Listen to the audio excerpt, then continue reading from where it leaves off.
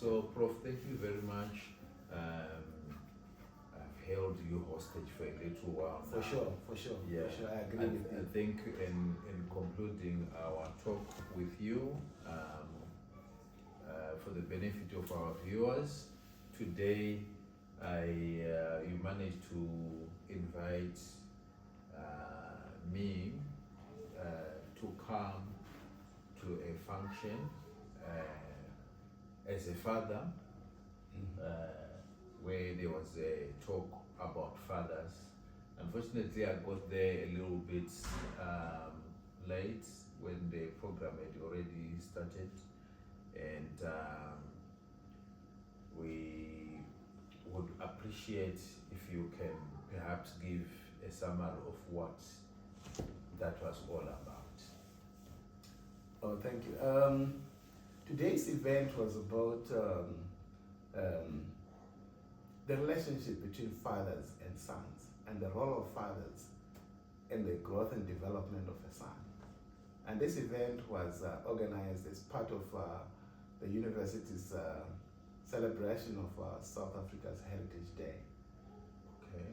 Yeah, and specifically it was arranged by the University of South Africa's Women's Forum. Yeah, and you can understand why Women's Forum, because many women sit there with their children while their fathers are away for one reason or the other. Yes. You know, so today was a day where we were talking about how important it is for a father to be there for the sons, especially. Of course, for all the children, but today's focus was on the sons. Because as a father, your role is to inculcate, the fatherhood that you want to see in a man. As the son grows, they must grow to become a responsible father. But how do they become that when they are living with a father who is not exhibiting those characteristics of a responsible father? And that's you and me, you know? So one of the aspects that was raised, or two for that matter, in explaining fatherhood and presence and lack of presence of fathers, is that many a time we are either physically withdrawn from our families, from the sons. We are not there, you know. Yes. We are either living elsewhere because of work, or we are living elsewhere because of our own carelessness as well, you know.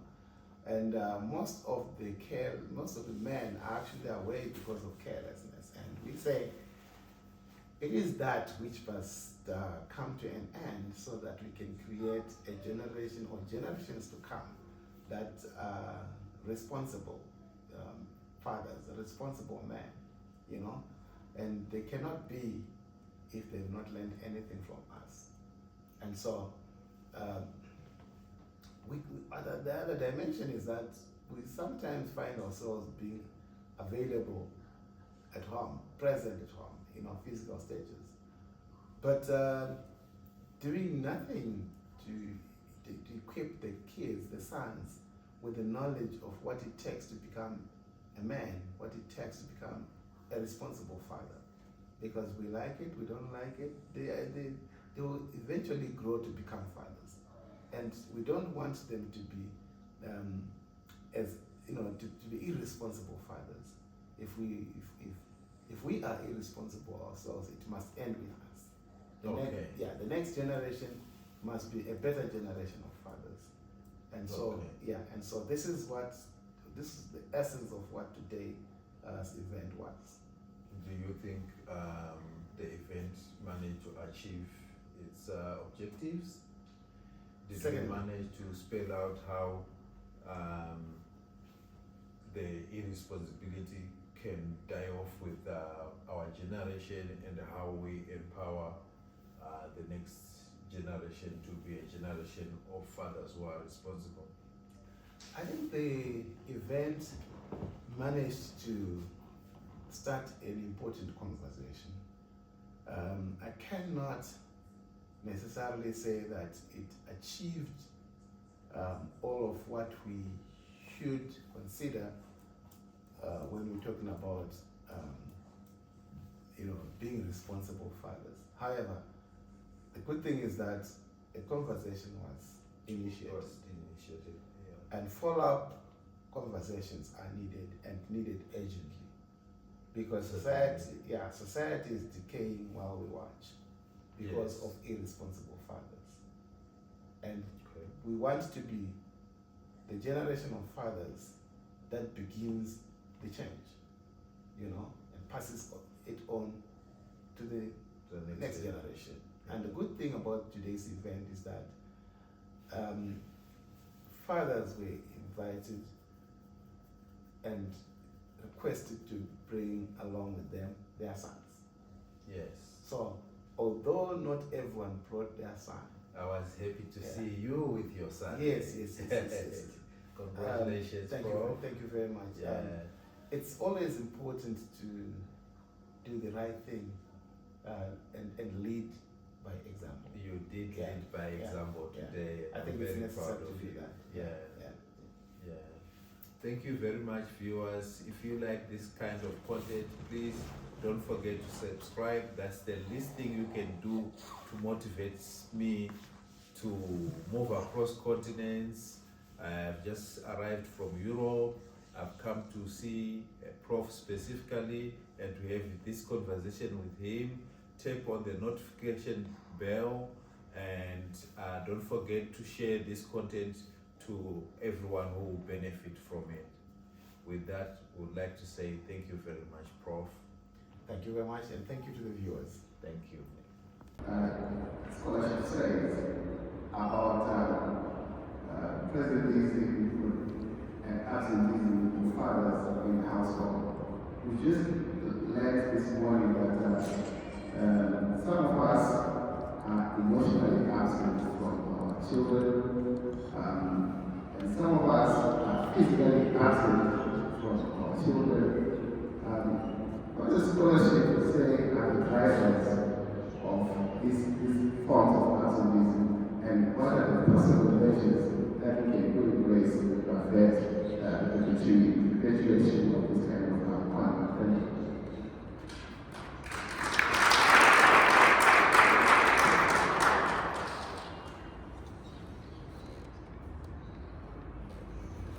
This question is addressed to any of the panelists. Thank you so much. My apologies. At least, as you know, I was a good boy, but I was not on this event. We're talking about the two of us, but not as much as again, I see. I just want to appreciate our panel. Can I ask just for a round of applause?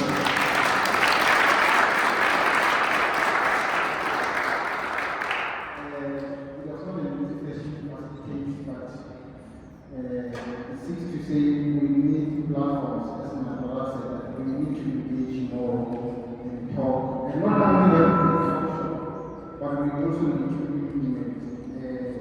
I appreciate all the speakers, those who asked questions, those who commented, our guests, and everyone, and also our pastors, our esteemed speakers, many of them, we really appreciate.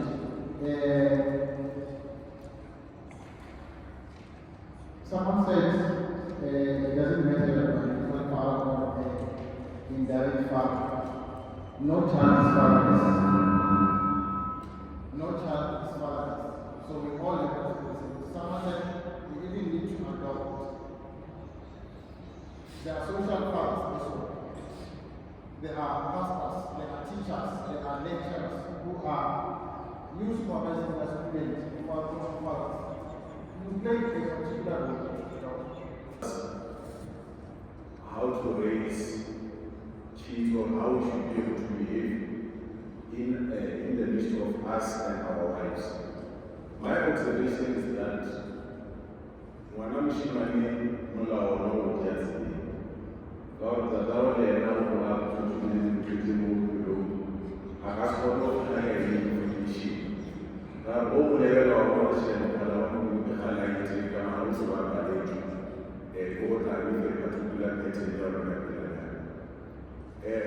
which in most cases will say this is how you should handle a woman. If ever there was any blueprint that suggests or insinuate that this is how maybe my father would teach me to say this is how I should handle my woman, it will be a different ballgame altogether because Musaidia doesn't say and how they are able to relate and deal with each other is quite far much different. I'm currently raising 3 boys in absentia. I'm 80 and I take good care of them. But I'm not there physically. So I am wondering on a daily basis because I don't have a relationship with them. Remember I first wrote Cameron starting with Kulturo and I'm going to build a family. My life happened.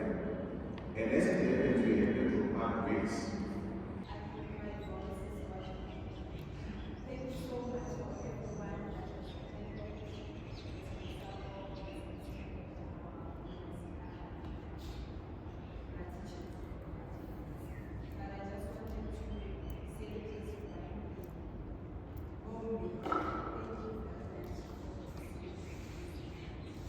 I remember saying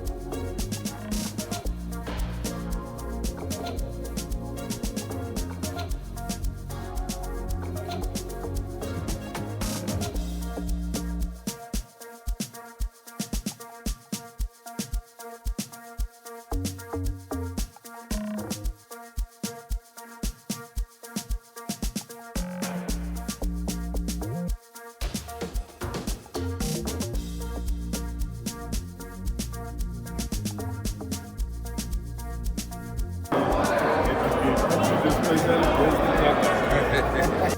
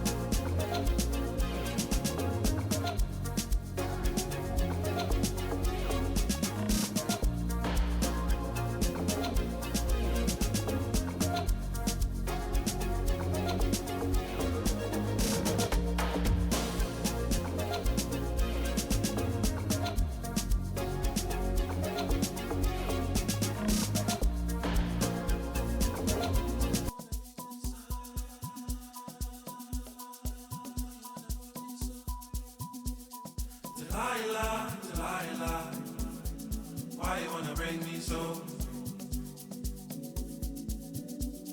Delilah, Delilah, why you wanna bring me so? I can tell you've been mixing from the sign you've been given. Ain't so dangerous, have you played enough? Know me straighten up, know me waking up. Fine, fine girl, she want me. Give her my love, only till my love. She got me, she do me that, she do me. Fine, fine girl, she want me. Give her my love, only till my love. She got me, she do me that, she do me. Delilah, Delilah, why you wanna bring me so? Delilah, Delilah, why you wanna break me so? Delilah, Delilah, why you wanna break me so? Delilah, Delilah, why you wanna break me so?